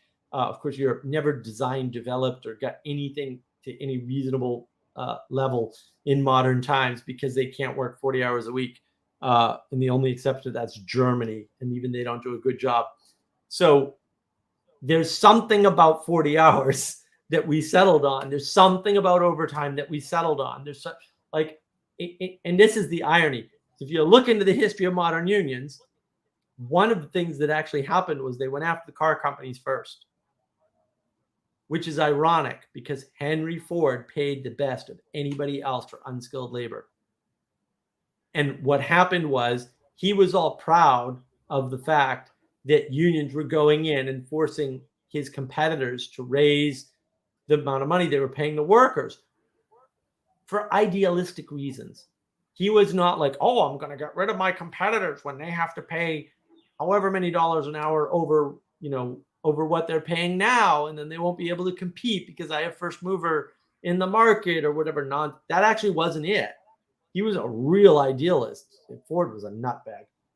They all were. All those crazy guys. They were all cray. Well, industrialists. So yeah, the industrialists. Almost all of they them just were carry not, on the same legacy, right? It's just it's a revolution by different means. I don't know about that. Go there. I would say they're structuralists. Well, it's not anti-structuralists, so they were anti-revolution. Like Rockefeller well, was. what's the telos, right? Rockefeller was heavily religious with tithing. You know, so that's why, and he made more money than anybody else, right? And anybody alive today, like he beat all the billionaires combined. Like it's unbelievable how much money he had. He had like $1 trillion in today's funds. Don't let anybody tell you otherwise. Yeah, they've changed that narrative. But back to the point, which is they went to Henry Ford, the unions, and unionized his shop. So he hated unions ever after. It was a total big battle. It was an unnecessary fight. It just shows you that the unions were not for the workers, because Ford was already paying the best of anybody. And they went in and what they basically did, because modern unions are different from shop unions of the mill days, which is how I know about this because I grew up in Lowell, Mass. Got a lot of history, right? Those unions took money from the workers. So when I went to work for UPS for 4 months, I made like no money. Literally, I was bringing home like $50. And I was like, damn, I'm working these, 3.5 hour days, hard labor. Unloading trucks is like no, and I was on what's called the mid shift, the afternoon shift. So there's a day shift, a mid shift. Was it called twilight? Yeah, I think it was the twilight shift, and then the midnight shift. It's only 3 shifts. And then, at least for unload. And then what would happen was those trucks had been sitting out in the yard all day. This is an after school job for me, so I couldn't be on the day shift. So it's like, I think, what did we work at 6, 5? I forget. But it was, 5 or 6 around dinner time we started working. Those trucks were sitting in the sun all day and they're full of boxes in the summer. Now, we're not in the South, thank goodness. I was in the North where the sun is relatively weak. But my God, some of those trucks were 125 degrees when you open them. And then I would go into that truck at high speed because I used to do everything at high speed. And I would unload that sucker faster than anybody else on the line. I was in contest. I was in contest to beat everybody, every possible fast worker. I imagined the fastest worker and said, I will beat you, sucker. And I did it. That's why they let me work overtime, because they're like, this guy's so efficient, we might as well let him work overtime. We're gonna make bank on that, and also goodwill. Like, in fact, for a while I was screwing up, and my shift supervisor said, "Listen, you're not up to snuff." And I was like, "What? I'm not? I didn't. How do you know?" Like, felt okay to me. He said, "We're gonna pull you from working," because what I was doing was I was working day shift first and then my shift to get my overtime. And they didn't necessarily care. But when my work started slipping, they were like, we're going to pull you from day shift and not let you work the day shift if you don't pick it up on the twilight shift. And I was like, oh shit. Okay. Like, cool, Muppet confirmed. Muppet problem. Right. So, but they were happy to pay me time and a half. Happy. They didn't give 2 craps about it. And yeah, would they do that for anybody? And people complained because they knew. They were like, "What?" And and yeah, did the management lie to them? Of course they did. What are you going to tell somebody who's bitching because they're lazy? Are you going to tell them the truth? Well, you're a lazy piece of garbage, so you're not getting the. I mean, that's what I would have told them, but this is why I wasn't a very popular person and wasn't allowed anywhere near management, especially when I was young, because I would just tell you, yeah, that's because you're lazy, and so we're not going to let you work overtime. It's like, that's not the right thing to do, by the way. But that was how I was when I was young. You think I'm bad now, huh? I'm a freaking saint. Well, that's how I figured out what ruthlessness was. Ruthlessness is efficiency applied to people. Nobody wants that. Nobody wants that. That's what ruthlessness is. And if you look at the way the word's used in the context, you'll see that's pretty much the way it's used all the time. It's just efficiency applied to people. People don't want to be efficient. They don't want to be treated as efficient agents. I don't blame them. Those are robots. And yeah, I made that mistake when I was young, for sure.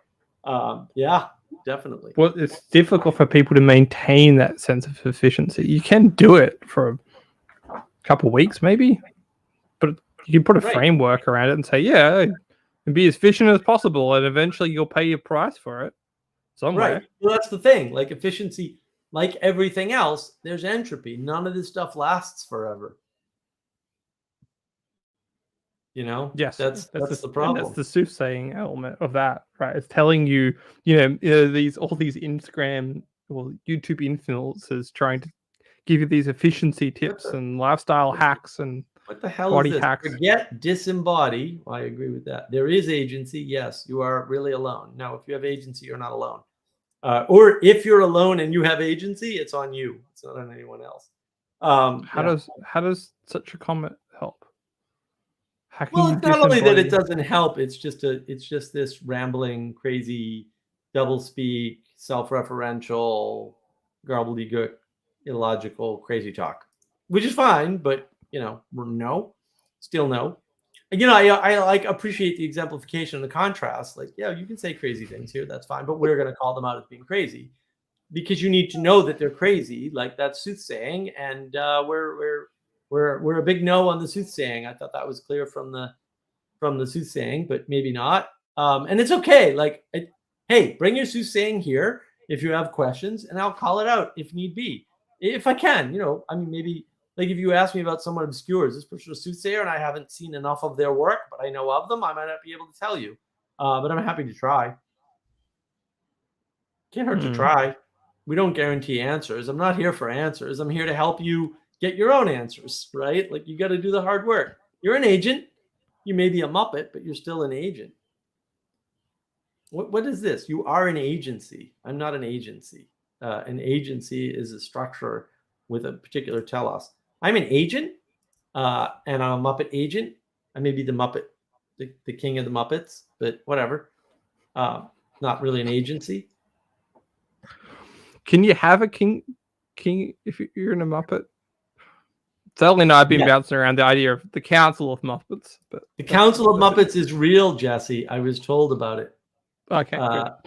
Don't remember to forget disembody. Yes, I like that. Double speak. Benjamin Franklin. I think you may be an exception, Mark. No, not really. Most low-wage workers nowadays work 2 jobs to bypass the regulation. Yeah, I'm bored of this conversation. That's not why they work 2 jobs. They would be able to work the same job but more hours. No, they actually wouldn't, because 2 jobs always pays more than time and a half of 1 job. So the math says that you're wrong. The reason why people work 2 jobs is because they need the more money, or they need to be out of the house. I don't Look, the goal of your life should be to utilize your time to the best of your ability. If you don't have to work 2 jobs, then good on you. Like that's the smart thing to do. That's the. I was 15. I was living. I know, but people that set themselves up to earn low and they have to work longer and give up more of their time, energy, and attention. Like that's almost just not. Everybody when they were young had to work 2 jobs. Like I don't. That's fine. Like, you've got more time, energy, attention there. Right. Maybe one was paid and the other was going to school full time. Like my father paid for his own PhD. Okay. He's working full time and he's getting his PhD. Okay. So if you come to me or come on the internet or whatever and start whining about how you can't go to school with loans and all that and come out with a job that allows you to buy a house, my first question is, why do you have loans? My father worked so that he didn't have loans, or his loans were minimal or something. Why can't you do that? Like, why do you think you are uniquely entitled to do something that almost nobody ever did in the past? Everybody I know with a degree from back in the day worked, and they paid for their freaking degree while they worked, and they were working while they were getting their degree. And if you're not doing that, you're just effing lazy. And like, you're allowed to be lazy, but don't complain to me about your laziness. That's too far. You can be lazy. Don't complain that you're lazy.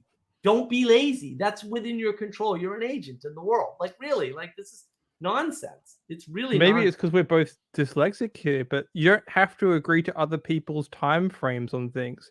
Like, Right. oh, this course is going to take 4 years. It's like, okay, but I can do it in 10 if I want, if I'm smart, if I procrastinate it out. And maybe that's healthier for me. Don't agree to someone else's framing. Like, Right. Yeah. I want to be a media composer, but I'm not ready to do that now. I don't have all the chops and things. Like, who cares?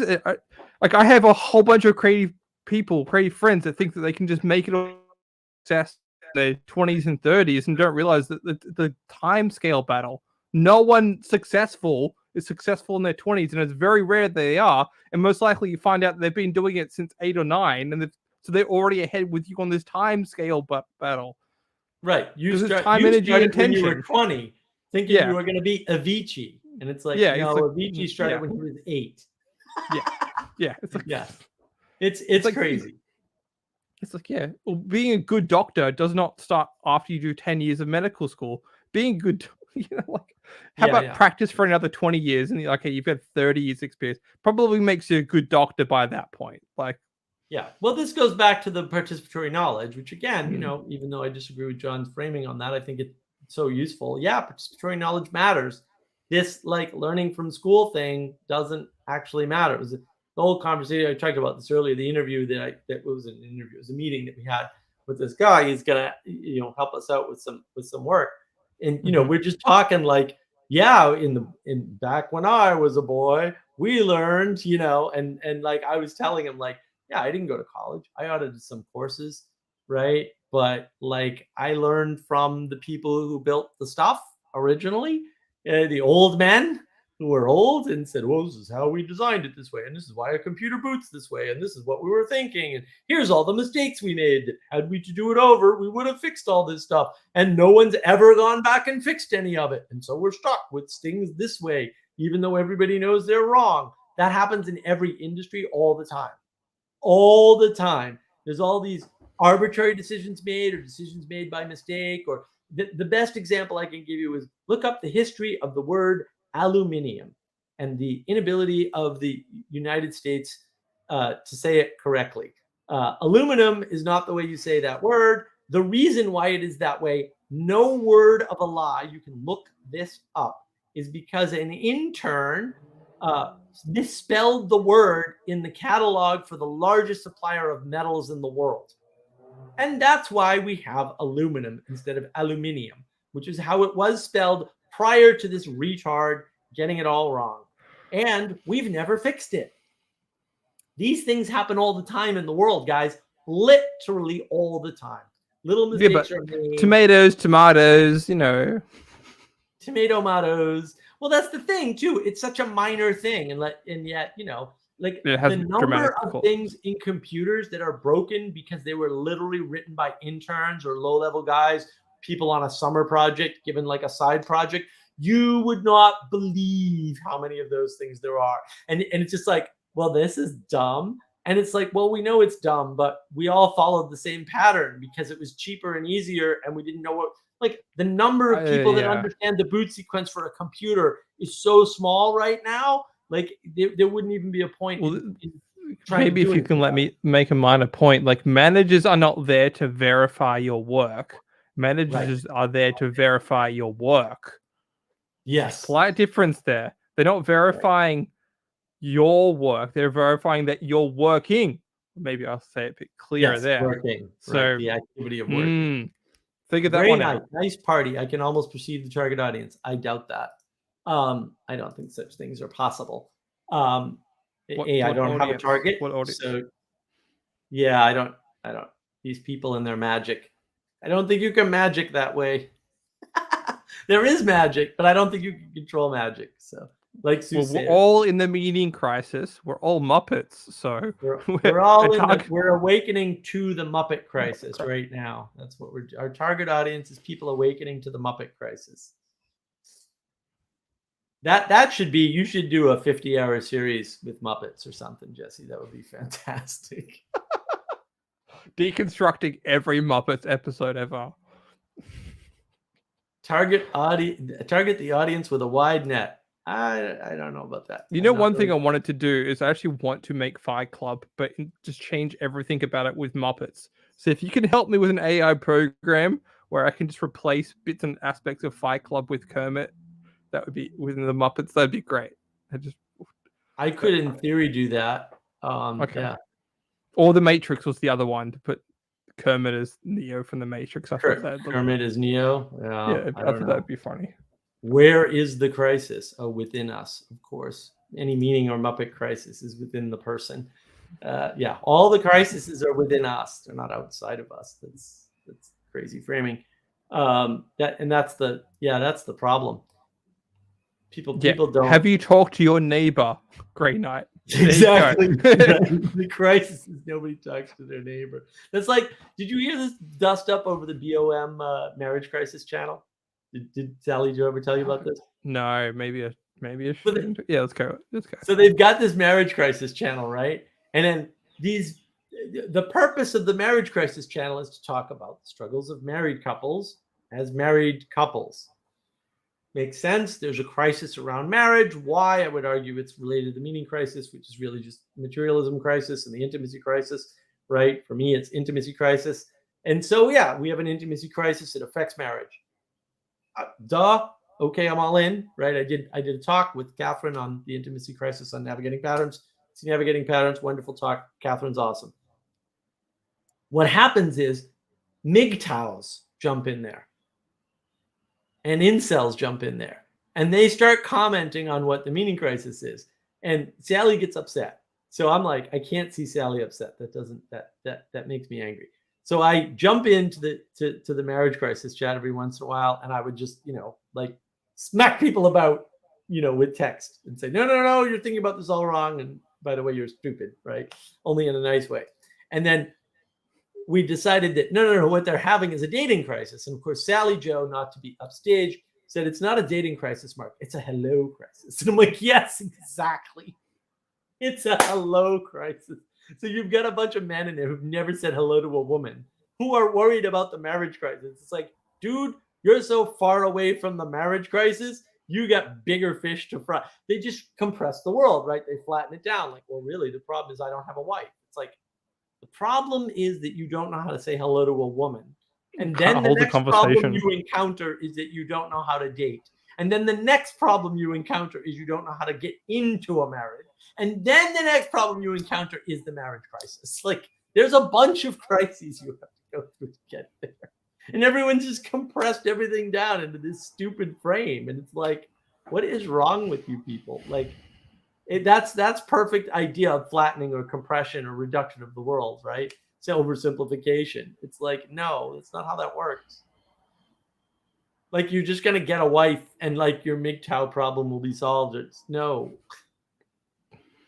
Any problems that were there already at the start of the relationship will most likely still be there. Well, given any time frame. They don't want a relationship. They want a robot. Yeah. And it's like, they want a robot that they control. And it's like, that's no. The whole idea of relationship is you want to be better and you can't be better by yourself, obviously, because you can only be yourself by yourself. And so you have to give up something. And usually it's something annoying, like she doesn't understand where to put the toothpaste in the damn cabinet. And then she has to give a bunch of stuff for you in order to have a relationship. And then she has to put up with the fact that, you're a pig and you don't know how to clean up after yourself. Yep. It's bad. So well, if you're in my case, you want too many things to be tidy. I was like, why did you leave that umbrella out? Just near the door. That's what I want to leave the umbrella. I'm like, no, but we have a closet. Put the umbrella in the closet. That's where the umbrella goes. Like those, you can dramatize anything, guys. Anything can be a drama. Stupid little things, and you just have to give them up and accept the conflict. So what is your crisis? I don't have any crisis. I'm trying to help people fix their intimacy crisis that leads to the meaning crisis is due to the materialism crisis. How's that? Which is wrapped up in the Muppet crisis, because Muppets. We love us some Muppets. What are you going to do? What are you going to do? You're going to fix the intimacy crisis by creating quality relationships. I think we need to restore common sense first, but it's interrelated. Are you guys the ones with meaning? No, meaning is not something that you can have and just hand to people. It's not like, oh, I go out my backyard and there it is, the meaning under a rock. I grabbed it and took it in. No, it's not how that works. Meaning is all about creating relationships with, or co-manifestation of reality, for example. That's what you need to be able to see that and navigate it. It's not mirror direction, it's navigation. That's why you got to navigate the patterns. That's what we're doing, navigating patterns. While we're in the ocean. Did you notice that, Jesse? We're in the ocean. Oh yeah. Well, the World Wide Web, we're literally meeting in the World Wide Web. So we're in all kinds of oceans. Yes. Are you got guys the ones with meaning? Well, like, yes, of course. I'm trying to say things. I'm trying to put my ideas or my conversation out there. So of course it has a meaning to it. Otherwise I wouldn't be speaking. But it's not, it's very having mode. We're not having the meaning, like we can't like hand it off. Right. So yeah, I don't have words.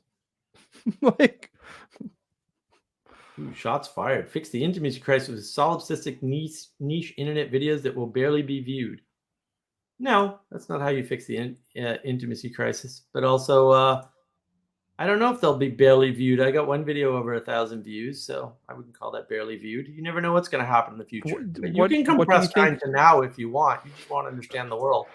It depends on what you think these, like, this conversation is for. If it's not for you, then there's the door. Like, yeah. I love how people think like I want to solve that. My buddy's my best friend's son did this. He said, "Started a YouTube channel." I'm like, "Yeah, dude, I've had it for months." And he's like, "Oh, I didn't realize that." So you here's what you have to do to get 1 million views. And I went, "Why? I don't want 1 million views." And he went, "What?" And I'm like, "I don't want 1 million subs. It's not interested. It's not what I want." Benjamin Franklin, MGTOWism seems to be more normalized for women. What? I don't know what that means. For example, if somebody says men I'm gonna get out in a second. Sex, yeah, but if a woman says women don't owe men sex, that is not called female MGTOW. I think you're missing the point of MGTOW, but that's not how people use MGTOW. I agree that women don't owe men sex, but men also don't owe women sex. Why would nobody owes anybody This is nonsense. Sex? Yeah, I'm done with. Nobody ever made the comment that people owe people things, and if they did, just ignore them. Like, I don't understand why you're adopting frames that can't possibly be useful.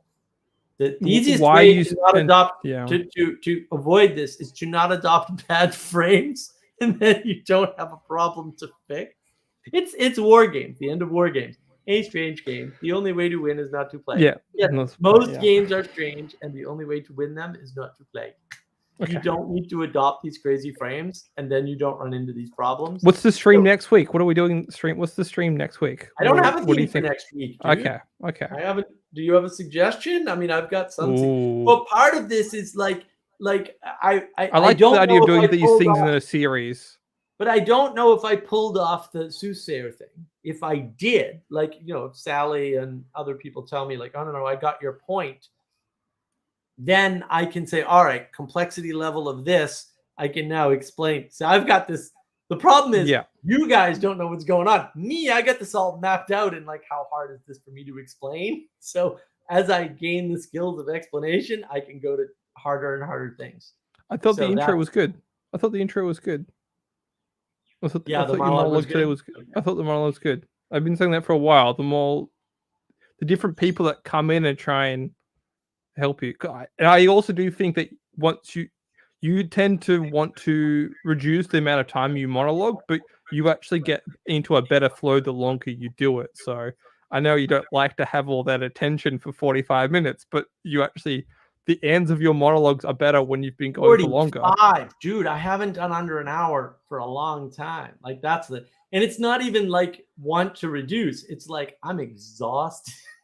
I'm completely wiped. I even skipped a couple of points because I was like, I'm done.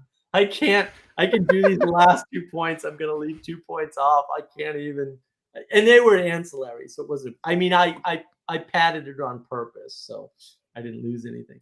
Okay. Gray Knight. Oh, I see. You're here to assess. Oh, you can judge. Excellent. Good to know. The general reactions and patterns of internet actors. We are not internet actors. and observe their tactics, you're not going to observe my tactics. You're not that good. Sorry, buddy. Nice try, though. I don't have tactics. I don't have opinions that I'm trying to get people to believe. I know. Also, that on the record, I'm literally here for a conversation and community. The world down into that frame, like we're all rational and we have goals and we're competent, and those goals are within this frame. Nope, not happening here. We're just look. I have a non-existent podcast. You can listen to it. Exactly. Yeah, it's weird when you insert framing into things where it doesn't belong. Because you can just see this is a political conversation. You should fit anything there. Your tactics are clearly evident. Yes, but only to you. Please explain.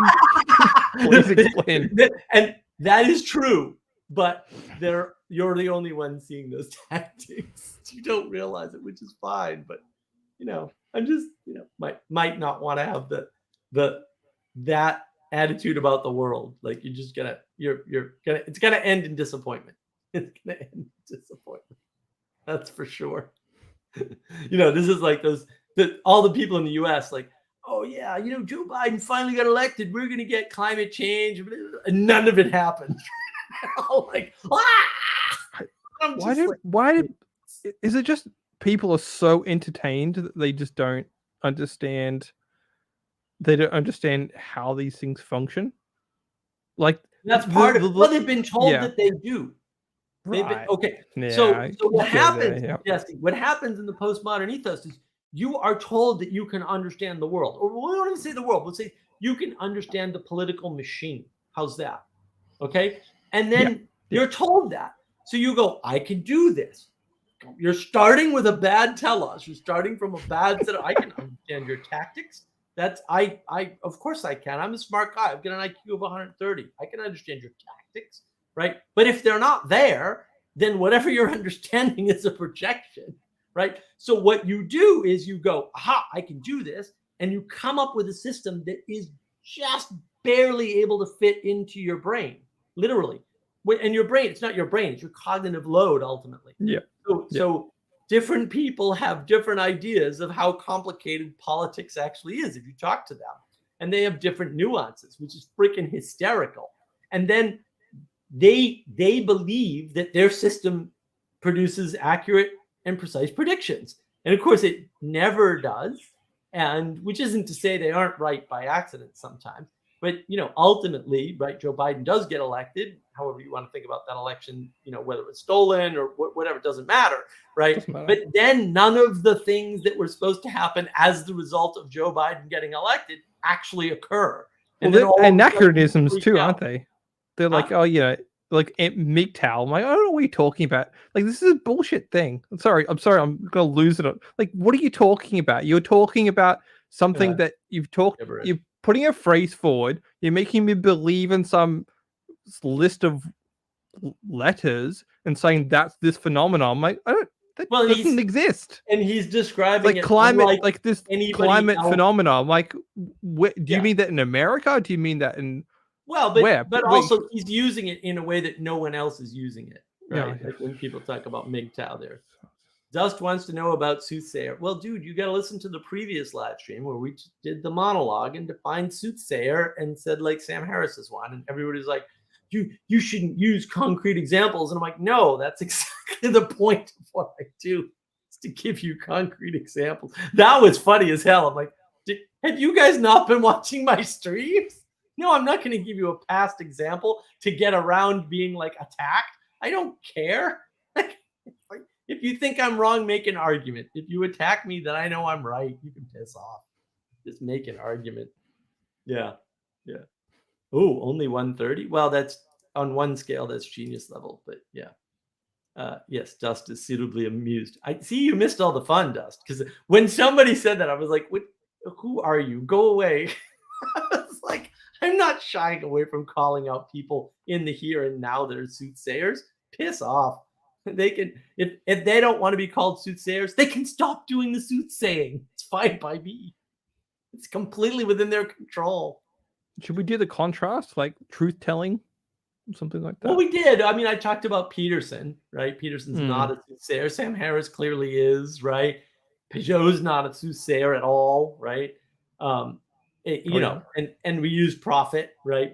Petersons are definitely a prophet, not a soothsayer, right? What else do we use? So Karl Marx, right? Soothsayer, clearly, right? Oh yeah. Yeah, yeah, Yeah.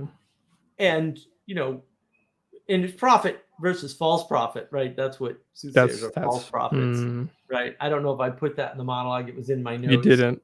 You didn't. I didn't. I was trying to get you to do that, but yeah. No, I screwed that up. That was in my notes. It was no. You half went there. You half went there. So, but yeah, sometimes it's maybe better to just appropriately enough of an indication of a thought line. The problem is if you compact too many other things around that, there's like, oh, you could go off here and have a think about this, and you talk about everything over there. Then you're not giving people enough chance to actually investigate that on their own. He means Musk. Musk is a nut. Okay, a fun nut, but a nut. No, not at all. Everything Musk does is perfectly understandable by me, and I predicted a bunch of it because I have these really simple frames and they just work. So no stress here. How do people miss the point of Elon Musk? Well, like how does it? They're materialists. So they think no one would buy Twitter unless they were going to make money on it. And I'm like, the world's wealthiest man does not need to make more money. It's weird, right? Because they have this whole thing where they're like, you know what?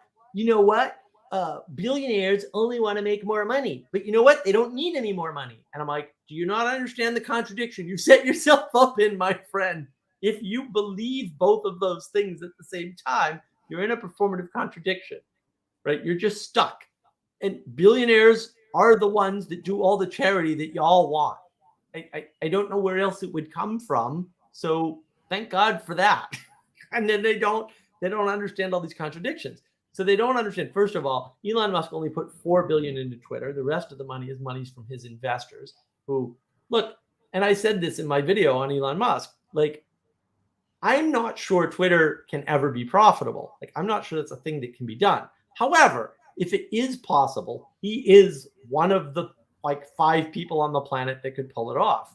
I wouldn't take that task on. They don't actually need to make it profitable. They just need to make it sustainable.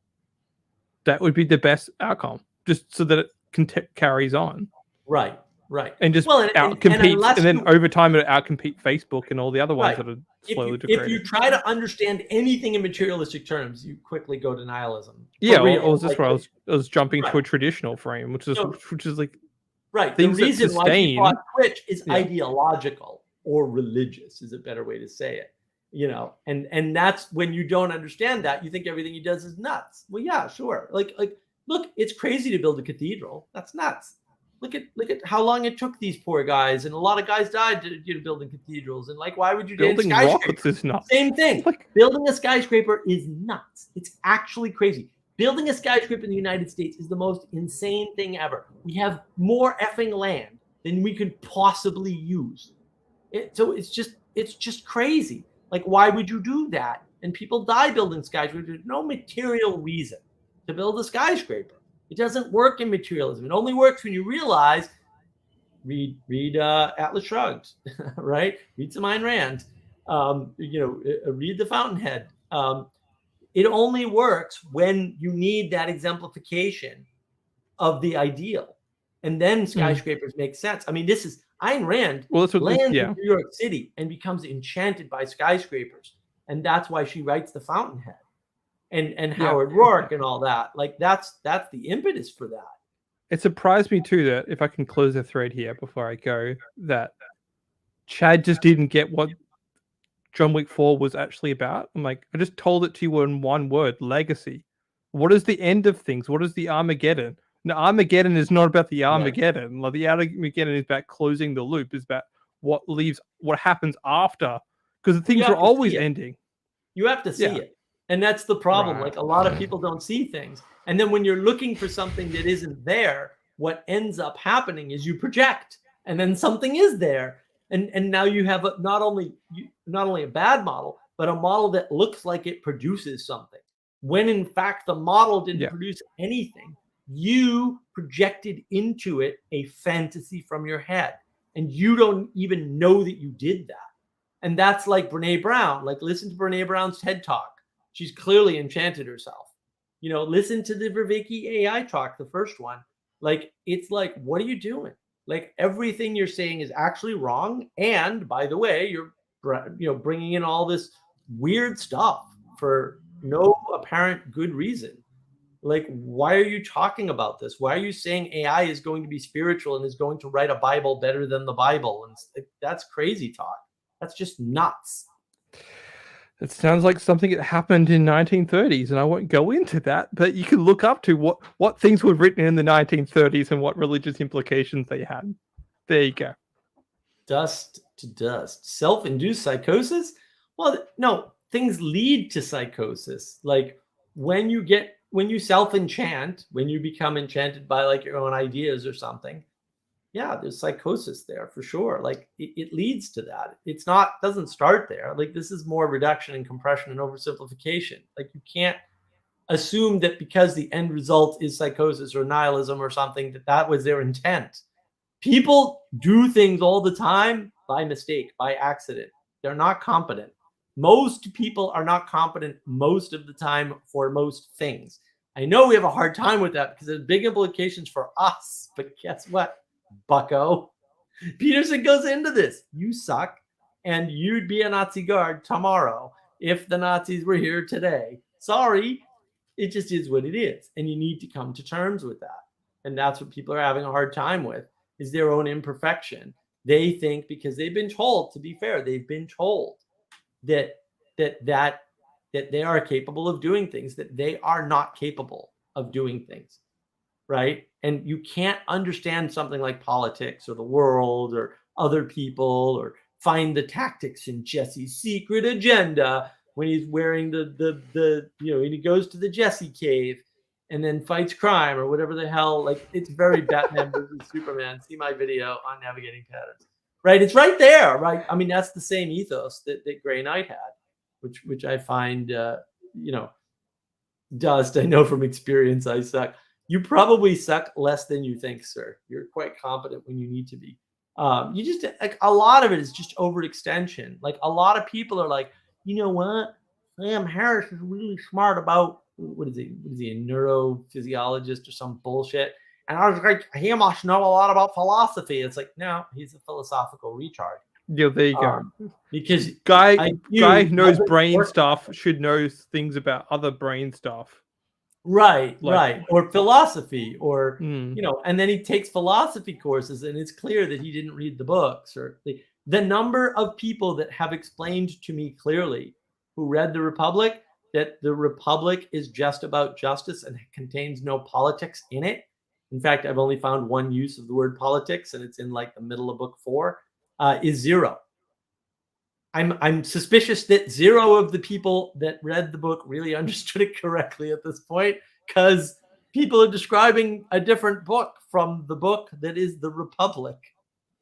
The Republic Book Club, Texas Wisdom Community YouTube channel. You can check it out. We're gonna go through the latter half of book 4 tomorrow morning, which means I'm gonna have to read it in the morning, because this is how I do these things. So yeah, it's always fun. Nice to see everyone. I'm gonna bounce. All righty, Jesse. Well, thank you so much. Don't be self-deceived. If you come up with a topic for the next week, let me know. I'll think about it. In 2 weeks, I'm away, but I'll have a chat. We'll talk to you then. On the 17th, something, I'm away. Whatever it's 19th, 18th, whatever it is. Whatever the date time difference is. But anyway, I'll tell you. So, let me know. You want to have a sidekick that week. But hopefully we can subscribe back, Mr. We'll get more Boomshroom. Yeah. We need some more crazy people around. Yes, we do. It's Jesse, by the way. Never call me Jess. You will unlock the wrath of Titans if you call me. It was a typo, Jess. Jesse. It was a typo. No, sorry. I have no patience for typos with my name. Plus, it's A2.